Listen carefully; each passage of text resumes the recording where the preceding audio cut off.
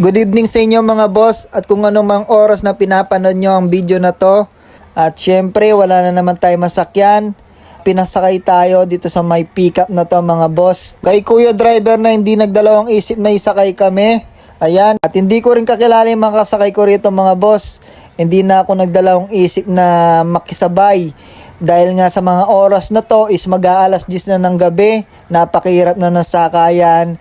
Dahil nga ilang bahay yung dadaanan natin mga boss para makauwi tayo sa ating bahay, no? Medyo mataas na rin yung tubig, abot na hanggang tuhod. Kaya yung mga iba sinasakay na lang nila sa mga kolong-kolong. Ayan, no, tulad nito mga boss.